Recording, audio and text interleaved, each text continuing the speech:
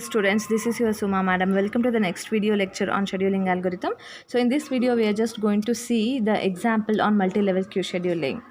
So this have been just shared. I'm just going to share this pic as well. So but consider for this current class this example in which consider the below table of 4 processes under multi-level queue scheduling. So queue number denotes the queue of the process and the priority of Q1 is greater than Q2, and Q1 uses RR algorithm and Q2 uses FCFS. So we have already know that what is a multi-level queue scheduling. So in multi-level queue scheduling, the ready queue have been just categorized or partitioned into a multi-level, so where in which the above levels would maintain the highest priority jobs and the lower level would maintain the low priority jobs. So here also we have maintained two queues here, Q1 and Q2, where Q1 has highest priority jobs and Q2 will maintain all the process with the lower priority. Q1 is just going to schedule all the processes using RR, and Q2 should schedule their processes using FCFS. So here we have an example. Consider a system in which there are 4 processes, so P1, P2, P3, P4, and the queue number should be associated with each of the processes. So P1 is maintained in the queue number 1, P2 is also there in the the queue number 1, and P3 belongs to the queue number 2, and P4 belongs to the queue number 1. Their arrival times as given are 0, 0, 0 and 10. Their bus time are given as 4, 3, 8, 5. So now we need to just show the multi-level scheduling algorithm working. So now let us just maintain the 2 different queues before we just draw the Gantt chart. So we have the first queue that is maintained, in which a few processes higher priority jobs will be maintained, that is Q1, which has been scheduled using a RR. So in the in the queue number 1, so there are 3 processes. From the problem we could just know that. So queue number 1 has the process P1, P2 and P4. But here right now at time 0 we have only P1 and P2 that are ready. So at time 0 in the ready queue we have P1 and P2. Okay, assume I am just maintaining the ready queue and processing the ready queue from left to right direction. So this would be the head part, this would be the tail part. So now I have shifted, or I have moved the P1 and P2 together because both have been arrived at same time. So now we need to just look at the second queue. At second queue, so we have only one process even that have been just arrived at time 0. So that is the P3. So P3 is present in the second queue, so that have used the FCFS in order to schedule the processes. Now we have to start the Gantt chart to process this. So now as we all know that multi-level will start the higher priority, highest level of queues first. Once they get emptied, the CPU can be given, or chance of using the CPU will be just given for the lower priority queues. So we have to finish the jobs that are waiting in the Q1 first. Let me start scheduling the Q1 based on RR.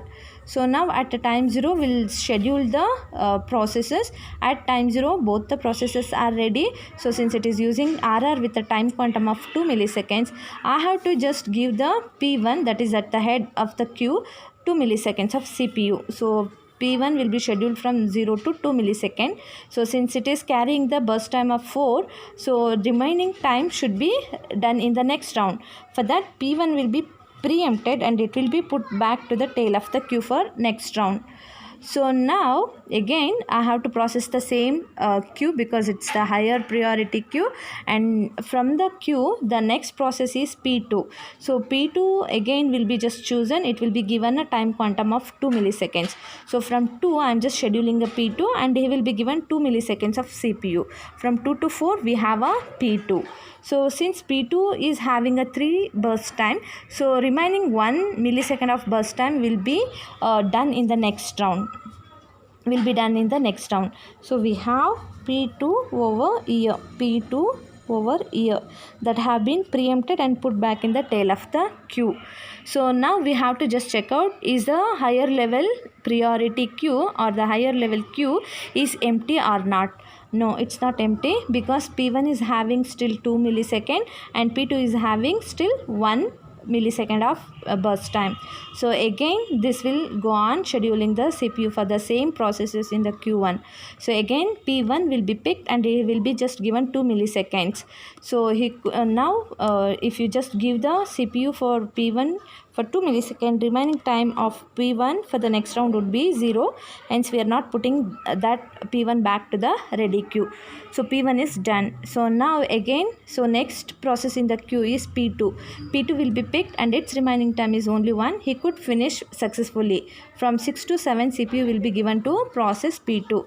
Since he has just done, so no putting back of P2. Now, so when you just look at the queue, so all the processes are done and the Q1 is empty right now.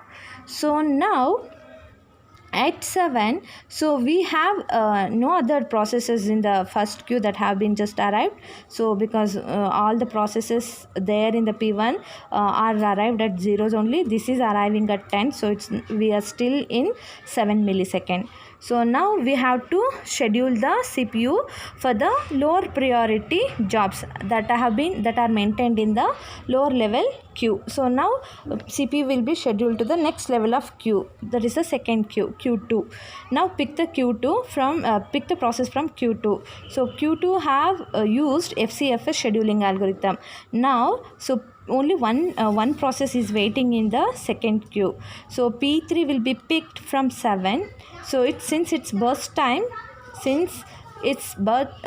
is 8, so this will be scheduled for other milliseconds, or it will be just scheduled as it is until there are any other process that are arrived. So we'll start the P3 from the Q2 at 7. We'll schedule the CPU for it for 3 milliseconds, and every millisecond we will be keep on checking is there any other processes. When the time arrives at 10 milliseconds, so there is a process that is arriving, that is P4 arrived at 10. So is queue number is 1. So there is a process P4 that have been arrived to the first level of queue or first higher priority queue. So P4 will be kept to the ready queue. So as soon as there are other processes waiting in the higher priority jobs, we need to preempt the CPU from the lower priority jobs. So only 3 milliseconds of time will be given for P3. We need to preempt the P3 and CPU will be given for higher priority or the processes which are there in the Q1. So now pick the P4 since it's round robin, so and it is carrying a burst time of 5. So for the first round he will be given only 2 milliseconds from 10 to 12. So remaining burst time would be done in the next round.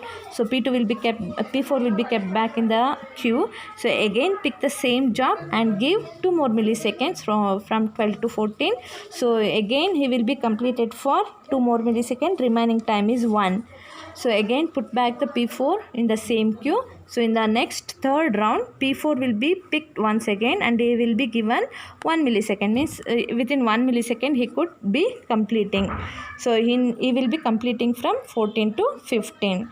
So since he has the remaining time 0, we are not putting back the P4 back to the queue. So it's done. Now we look at the queue, that is Q1. So since Q1 is completely empty, we need to give the CPU to the processes which are in Q2. So now schedule back the Q2, that is the processes in Q2. Now at 15 we have to start P3. So since it's burst time P3, so P3 had done for 3 milliseconds when you just look at here. So remaining time was 5. So now there are no other processes that are arrived after 10. So the remaining time of P3 for 5 milliseconds will be just done from 15 to 20 milliseconds. So now look at both the queues are empty. So scheduling of the processes are done for this moment. So for this we need to calculate what is the completion time, TAT and WT. Thank you.